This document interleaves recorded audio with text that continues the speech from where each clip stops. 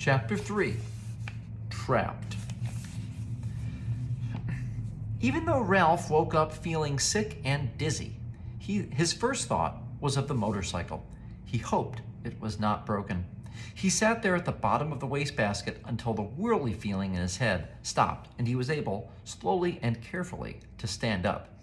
He stretched each aching muscle and felt each of his 4 legs to make sure it was not broken. When Ralph was sure he was battered but intact, he examined the motorcycle. He set it upright and rolled it backward and forward to make sure the wheels still worked. One handlebar was bent and some of the paint was chipped off the rear fender, but everything else seemed all right. Ralph hoped so, but there was no way he could find out until he figured out how to start the engine. Now, he ached too much to even try. Wearily, Ralph dragged himself over to the wall of his metal prison and sat down beside the apple core to rest his aching body.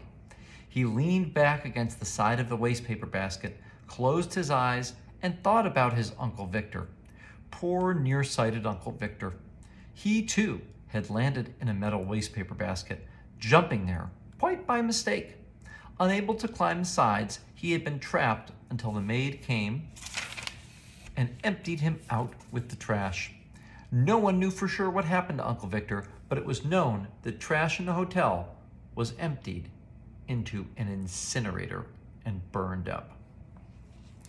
Ralph felt sad and remorseful thinking about his Uncle Victor getting dumped out with the trash.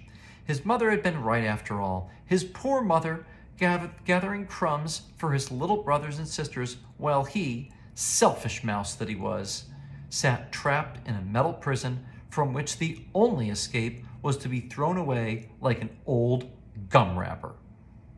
Ralph thought sadly of his comfortable home in the mouse hole.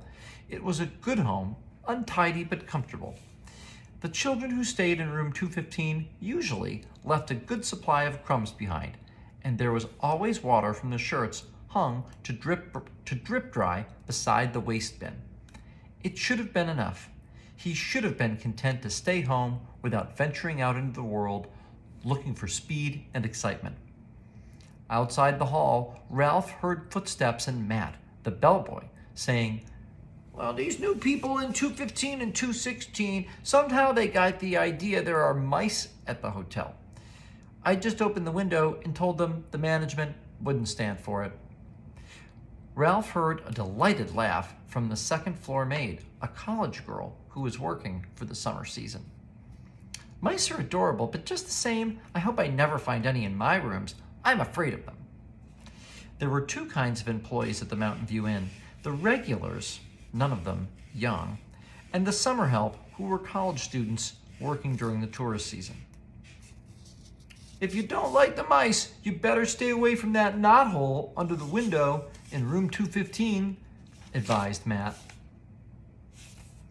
The sound of voices so close made Ralph more eager than ever to escape. "No!" he shouted, his voice echoing in the metal chamber. "I won't have it. I'm too young to be dumped out with the trash." In spite of his aches, he jumped to his feet, ran across the wastebasket floor, and leapt against the wall, only to fall back in a sorry heap. He rose, backed off, and tried again. There he was on the floor of the wastebasket a second time. It was useless, utterly useless.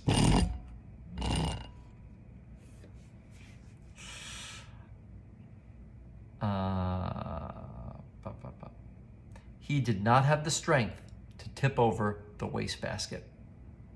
Ralph was not a mouse to give up easily. He considered his problem a moment before he rolled the motorcycle over to the wall of the wastebasket. Then he seized the apple core by the stem and dragged it over the motorcycle. By putting his shoulder under the stem end, he managed to raise the core until it was standing on its blossom end. But when he put his front paws around it and tried to lift it, he found he could not. The core was too easy to lift up onto the seat of the motorcycle. Ralph was disappointed, but when he stopped to think it over, he saw that even if he could manage to get the apple core on top of the motorcycle, it would still not be high enough to allow him to climb out of the wastebasket. Bruised and defeated, Ralph dropped the core and decided that he might as well be thrown out with the trash on a full stomach as an empty one.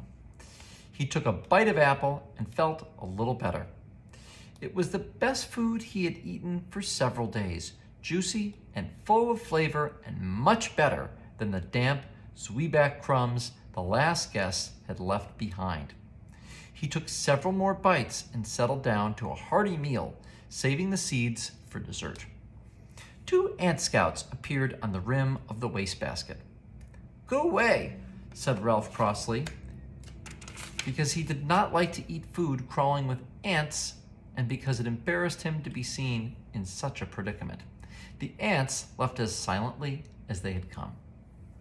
When Ralph had eaten his fill of the apple, he curled up beside the core. He only hoped that someone might happen to drop a Kleenex over him. It was bad enough to be carried to one's doom in a wastebasket, but to be carried to one's doom by a shrieking maid was unthinkable. There was one tiny ray of hope. If someone did happen to drop a Kleenex over him, he might just have a chance to jump and run when the maid tipped the basket to empty it into the incinerator. The thought that the boy was sure to miss his motorcycle and start looking for it kept Ralph tossing and turning behind the apple core until, suffocated and exhausted, he finally fell asleep. And there he is, next to the apple core, stuck in that metal wastebasket, which mice can't get out of. We'll see what happens next.